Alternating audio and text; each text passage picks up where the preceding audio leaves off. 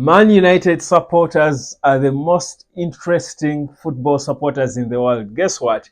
A lot of Ugandan Manchester United supporters have flocked the Mandela National Stadium in Uganda to enjoy, to savor firsthand Andre Onana as he started in between the sticks for Cameroon in their AFCON qualifier against Zimbabwe. Of course, you might wonder why on earth Zimbabwe and Cameroon are playing in Uganda. It's because Zimbabwe at the moment do not have a CAF accredited stadium to host CAF games. So they have chosen to go to Uganda. That's where that's the one they've seen to rent, fit enough to rent. So they have hosted Cameroon in Uganda. And trust you me, from the moment Andrew Onana arrived, touched down at the airport in Uganda, the guys on the runway, I think he caused commotion. The security guys, everywhere he's been, everywhere, people are just loving on him. At the hotel where he was staying, then at the stadium, Ugandans flocked. They were moving around the whole country looking for tickets. Some of most of those who did not were not able to buy tickets online were flocking, and at the gate it was worse because the ticket system is a bit slow, so people are all over the gate trying to get into the stadium. By the time I dropped this video, people were still trying to enter, yet the game started at exactly 7 p.m. So you can imagine the love for Andre Onana. Interesting stuff there. I actually saw a fan sneak through, try to beat the security to go and get a selfie with Onana. The way we see Cristiano Ronaldo and Messi when fans come out of the stands to try and go and get a selfie with him.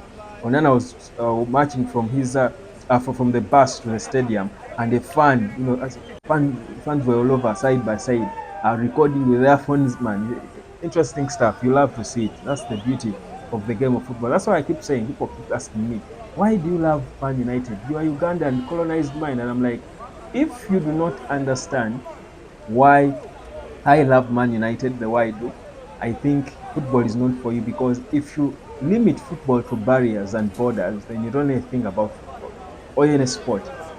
Football, sport is beyond borders. It knows no boundaries. It knows no borders. It's just something we love. That's just it.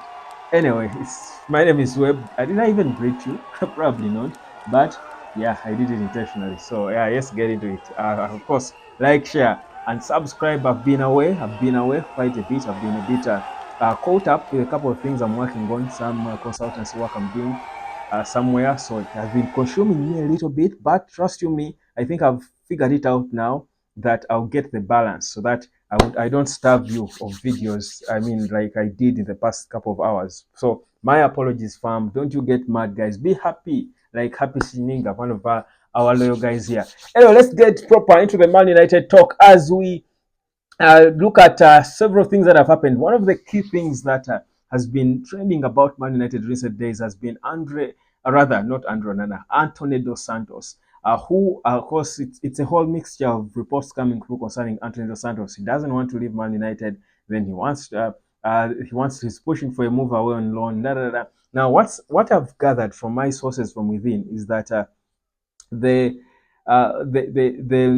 club have spoken to Antony dos Santos. But Man United spoke to Antony dos Santos, and they made it clear to him that they probably don't rate him as he rates himself. He's not going to really get a lot of opportunities or chances, so he can as well move on and find somewhere to play on loan. And indeed, if an opportunity comes, he'll probably now try to consider one. Now, there was talk of Fenerbahce, Jose Mourinho's side, trying to get him. And of course, this talk seemed to be a bit real and serious, but it's still, of course, unclear how far they have got with that. But in terms of Antony looking for a good club to go out on loan to, I think it's probable that it could happen. If not now, it might happen in Jan. But that's not the only thing that might happen in Jan. Man United are planning a lot of things in Jan, including and the next summer, because I've told you what INEOS have done by bringing in all these people that they have brought in to support the transfers and stuff is to try and get things done early, plan meticulously so that things happen flawlessly by the time we get into the seasons where we can do proper business. So INEOS are already planning for Jan. They're planning for for the summer, and in the next summer or even in Jan, if there's a good opportunity, INEOS could most likely go for a left back And I'll tell you more about which left backs we are looking at, because there are three names now that have been that are sort of solid. I'll tell you a little bit about them. I think two of them I've spoken about before. One of them is a new addition to the list, and I'll talk a bit about him because he's probably the sort of the unknown. In my next video, I should be explaining you a little bit about this boy, this French left back. But so INEOS are planning for both Jan to see what opportunities could be there on the market. If they don't get a good opportunity of a left back, especially, they would push whatever plans they have to the summer, because that's when they know they should be able to, make, proper signings, the proper signings they want to do. So the summer they want to let go of Casemiro. That's the plan. It's in place. They want to bring in a left back. That's if they fail to get an opportunity in Jan. Now, even Eze, the Crystal Palace and England forward, is also on the list. But the thing with Eze is the price. His buyout clause was £68 million by Crystal Palace. Steve Parish, their chairman, apparently was shocked that no one was pushing to sign him. Probably thought he was as hot as Michael Olise and all clubs would be jostling for his signature. For some reason, they didn't care. They just looked aside. Now, they are saying he will still be available next summer for the same fee. £68 million. Now, you think about that amount of money, and I would honestly be shocked if Man United spent that on him, because remember, United will certainly try to look for a winger, and they wanted a wing a bit. From Michael Olise to all these wingers they wanted. And they will certainly try to look for one to come and add on to that depth that we've got. Of course, we know we have Ahmad, but he's not enough. Ahmad and Garnacho are not enough. Marcus Rashford working on himself, working hard to try and get himself back and fit, but we've seen that before.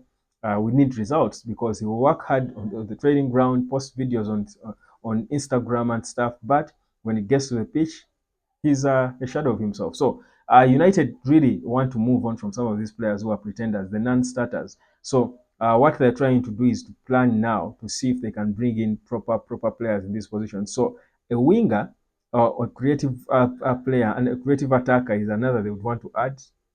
And Eze is being mentioned as one on the list. But for me, when I think about the price, £68 million for Eze, for me, does not really sit well with me. It doesn't. It doesn't really uh, light the fire in me. It doesn't spark me up, because I feel like that's a little bit too much.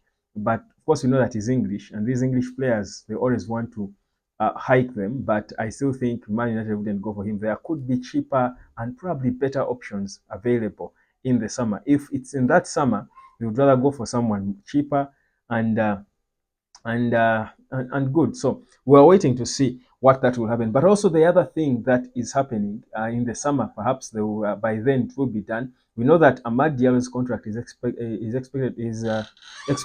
in the summer of this season, of course, the next summer.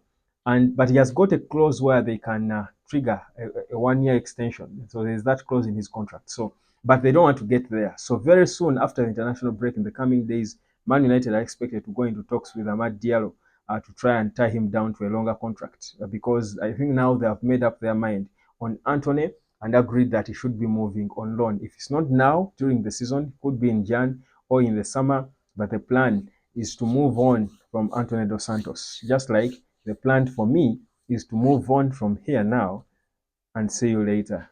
Cheers.